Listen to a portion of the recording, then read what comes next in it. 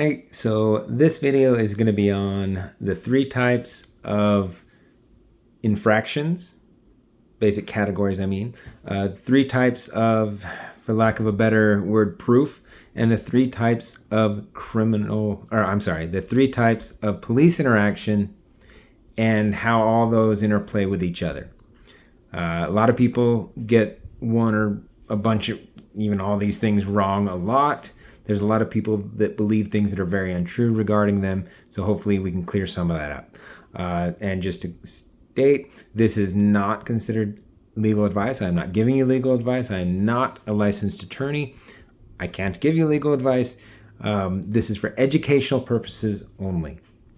Okay, so let's start with the three types of infraction. They're generally speaking, there are three types and I should preface this, every state has their own criminal code and their own definitions. They differ from state to state a lot of times. Something that one state might call one specific crime, it's different in another state, or they either call it something different or they might call it the same thing, but in practicality, it ends up being different. And then there's also federal law. Most state law is mostly based on federal law. There's huge overlap. Most things that are a violation of federal law are also a violation of state law. The difference is what agency is prosecuting you. So like the feds will prosecute you according to federal law. The state and county and local police will prosecute you according to state law. That might differ. That might be the same, but that's where it falls out. So when I'm saying things, I'm going to make them as general as possible, but recognize individual states will have their own individual terms, phrases, and definitions, and that matters. Again, legal definition is what matter. Personal definition or even societal definition does not matter when we're talking about legal stuff. Only legal definition matters. Okay, so to start with it, we've got the three types of infraction. Generally speaking, you have violations, misdemeanors, and felonies. The difference being, first of all, violations are things like you got caught doing 5 miles over the speed limit or littering. These are things that will often result in a fine, but cannot result in jail time. And since they cannot result in jail time, they also cannot result in an actual arrest, which we'll get to that in a little bit. Now you might say, oh, but I know so-and-so, he got pulled over for speeding and they arrested him.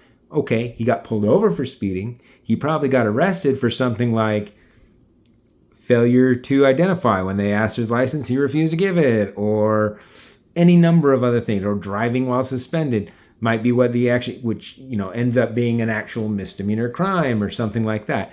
That's why the arrest happened, not because he was speeding or littering or something like that. So violations are generally not actually considered crimes. Crimes are misdemeanors and felonies. The difference between these two, the maximum jail time for a misdemeanor is 1 year. There's a lot of lower jail time, but that is the max. You cannot, if you are convicted of a misdemeanor, you cannot be sentenced to more than 1 year in jail. Felonies can result in more than 1 year in prison. Difference between jail and prison. Jail is for a year or less, and for people who are still going through trial or awaiting trial, but haven't been convicted yet. Prison is you have been sentenced, you've been found guilty and sentenced to more than 1 year. Now, sometimes they sentence for less, even if it's a felony, but it's the potential that matters when it comes to differentiating them. So crimes are going to be misdemeanors and felonies. Violations, it's only going to be a monetary fine, maybe something like a civil thing like losing your license. That maybe could fall, maybe there's some restitution. But generally speaking, you cannot be arrested or incarcerated for mere violations. They're not technically considered criminal acts. So if you're speeding 5 miles over, you've committed a violation, you're not a criminal. If you're stealing from a store, you're shoplifting, that's a crime, you're a criminal. Okay, so there's the basic lowdown of those. Now, the next thing I want to talk about is, for lack of a better term, levels of proof. Okay, so we got three terms. There's reasonable suspicion, probable cause, and proof beyond a reasonable doubt. These are the three different levels, and they impact the interaction with the legal system and with police in general, depending on these three things. Now, reasonable suspicion is trying to make it as non-technical as I can and still get through the best meaning. But what you hear say is reasonable suspicion relies on, given the reasonable articulable facts, you'll hear that a lot, reasonable articulable facts known at the time, gives the impression that that person may be about to commit, in the process of committing, or has recently committed a crime. Okay? So all those. An example. Plainclothes officer is standing on the street. He sees a guy with a big coat walk slowly past a jewelry store, peering in the windows. Gets past the jewelry store, meets up with some guy on the other corner. They talk a little bit. Then that guy goes walking past the jewelry store, peering in the windows. Gets to the end of the street, turns around, comes back, walks past the jewelry store again, peering in the windows. Gets back, they talk a little bit. Then the first guy does the same thing again.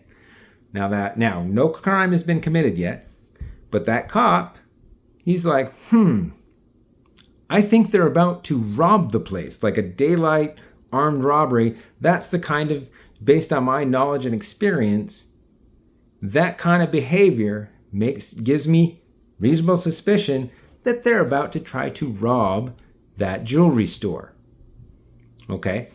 And so based on that, he goes and stops them and ends up doing a frisk, finds a gun. So I've used this. Now you might not agree. You might say like, no, that's not enough to stop them. Basically, they hadn't even committed a crime. Well, you're wrong. This is the exact thing that happened in Terry v. Ohio, which is basically, as far as I'm concerned, the biggest Supreme Court case that ended up defining interactions with police. It's what defined reasonable suspicion versus probable cause. It's what defined the difference between an encounter, a stop, and an arrest. This is the biggest landmark case as far as interactions with police that there is. And that is the fact. That is what happened. Okay? And so it is from that what I'm telling you comes from the actual Supreme Court ruling based on that is most of what I'm saying comes from. So in that case, based on that, he had reasonable suspicion based on the observed activity and his knowledge of what has been going on in the area. He had reasonable suspicion that they were about to commit a crime, and based on that, he conducted a stop. Now, it's important to talk about the different types of interaction. Like I said, the three are encounter, a stop or detention. Those are the same thing. And an arrest. Those are the three types of interactions with police. An encounter is consensual in nature. I'm walking down the street, cop walks up, says, hey, can I talk to you for a little bit? Can I ask you a few questions? At that point, that's a consensual encounter. The thing about a consensual encounter, I can at any point decide, no, I don't want to talk to you, and walk away. If a cop comes and knocks on my door, I open the door. Hey, I'd like to talk to you for a minute. I don't want to talk to you, and I can close the door. Because that was a consensual encounter. It was an encounter which is consensual, which means I can end it if I want. A stop or being detained, those are the same thing, is something else. A stop or detention requires either reasonable suspicion of a crime about to be committed, being committed, or have been committed, or probable cause for a violation. Remember, violations different than crimes. That's what's required for a stop. In a stop, you are not free to go. If you try to leave when you've been stopped, when you are being detained, that is going to be a violation of criminal law. Yeah, it's going to be a crime, and you can be arrested for that. So don't do that. Don't do that. One thing you'll see, I've seen videos of this kind of stuff, is person's in a place that they are no longer allowed to be. Maybe they're in a store and the store employees told to leave. They're not leaving. The cops show up like, you need to leave, leave, leave, leave. The person's like, no, I'm not leaving. No. And they keep refusing to leave. And then the cop says, all right, turn around, put your hands behind the back. You're under arrest. And they're like, okay, I'll leave. And they try to leave. No, it's too late. Once it has progressed from an encounter, as long as they're saying, hey, you need to leave, just leave. That's an encounter. As long as it's but once it progresses from an encounter to a stop or from an encounter to all the way to arrest, you are no longer free. You can't just then obey the commands they'd already previously given you and think that that's good. That's not how it works. You've lost your chance. You no longer get to leave. Now, an arrest is based on probable cause. Probable cause is 50% or more than 50% chance that you've done the thing. Okay, so 51% or higher that you did the thing. It's often, you might hear preponderance of the evidence. Probable cause, preponderance are basically the same thing, but preponderance of the evidence is used in civil court. That's when someone's suing someone for something, they use preponderance of the evidence. In criminal court, they use probable cause. There are some technical differences between the two terms, but functionally speaking, they're basically the same thing. 51% or more likely than not. That's what probable cause is. Now, if you notice, when I'm talking about arrest, in order to arrest you, they need probable cause that you committed a crime. I did not say that you actually have to be guilty of the crime. Nor did I say you actually have to be charged with the crime. All that's required is given the knowledge the officer has at that time. If they have probable cause, it is a lawful arrest. When we're looking at this legal stuff, we don't determine things based on future. We only determine it based on at the time. If you're looking at the reasonableness or legality of an action, you have to look at what was known at that time. The future doesn't matter. So let's say an officer sees something, he has probable cause, he makes an arrest. Okay, takes the person to jail, writes up his report, sends it to the DA. The DA looks at it, and the DA, in order to get a conviction, needs proof beyond a reasonable doubt. So they've got to be able to take all the information, all the evidence to a jury and prove to the jury beyond a reasonable doubt. That is a much higher standard than probable cause. So what happens a lot of times, someone will get arrested and it'll be a good arrest. They had probable cause for the arrest. The DA takes it, the DA looks at it, and the DA says, yeah, there's probable cause, but I can't convince a jury based on what I have that there's proof beyond a reasonable doubt. I'm not going to be able to get the conviction. And so they don't file charges there. You're free to go. The fact they never charged the person, the fact they never went to court does not then make it an unlawful arrest. The fact that no charges came does not make it an unlawful arrest. Now, some people say, well, in my state, I'm allowed to resist an unlawful arrest. In many states, that is the case. I do not recommend it, because here's the difficulty with those situations. You have to actually be right that it is unlawful. The belief that it's unlawful is not enough. The fact that you know you didn't do the crime does not make the arrest unlawful. So you have situations where someone is being arrested for a thing that they did not do, and they fight and they resist. And so the original charges end up going away because the DA looks at it like, I can't prove the original charge beyond a reasonable doubt. However, the charges that they earned of resisting arrest, possibly assaulting police officer, all that stuff, those stick. Even though no charges on the original crime were ever filed, if the court looks at it and says, well, while it may be true that you didn't do this thing, there was probable cause at the time for the arrest. and therefore the arrest was lawful, and you resisting it was not, regardless of what you believed. So I never recommend fighting an arrest. Don't do that. Let them arrest you. If you know you're innocent, even if you know it's an unlawful arrest, turn around, hands behind your back, comply. You can always file a lawsuit later. All right? It might be the easiest $10,000 you've ever earned. All right? Just comply, and then file complaints you need to do. File a lawsuit if you need to do it, but comply. Because if you fight and then it turns out you were wrong and it was a lawful arrest because of what they knew at the time, you've just given yourself extra charges that you didn't need to have. So that's what I'll say about that. Now, yeah, I think that's about enough for this one. So hey, be safe out there. Be careful when you're dealing with police.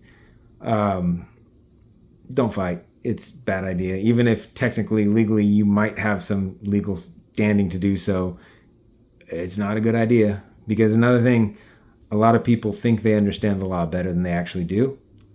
And while you might think that you have the basis to say this isn't lawful, it might be. And also, different states have different standards. IDing someone is one of those. So in many states, if you're not actually involved in a crime, cops cannot require you to ID yourself. Here in Arizona, I moved back here from another state, but here in Arizona, if they believe you have information regarding crimes, such as you're a witness to a crime, they can detain you. It's an investigatory stop. They can detain you, and they can require you to give your name and date of birth. At a minimum, they can require you to identify yourself, and at a minimum, that means name and date of birth. So you could just be Joe Schmo walking down the street. You happen to see some stuff go on. Cop comes up like, hey, hold on, stop. Once they say stop, you're detained. Don't leave. They say stop, hold on. I'm going to need your ID. I need your name and date of birth. In Arizona, you have to give it. Because if it's an investigatory stop, they can stop you and require that. It's written into the law. In other states, that might not be in the law. So before you start trying to do any kind of shenanigans where you're refusing this, refusing that, like to ID yourself, you better know the laws in the state you are currently in, not just the one you're from. If you're visiting, don't think they're the same. Every state gets to write out their own and define and make their own legal definitions. So watch out for that. All right. As always, if there's anything you think I got wrong, please put it in the comments. I'd be happy to talk about that. Also, remember that I'm making things as broad and easy to understand as I can. There might be some technical inaccuracies in what I'm saying. I recognize that. If you really feel like you want to point those out, that's fine. I'm happy with it. Thank you. If I got anything wrong, I do want to know, because I don't want to mislead people. My whole point is to help people who have been misled and who have to believe things that aren't true. So, hey, be careful out there, and I hope this helps. Thank you.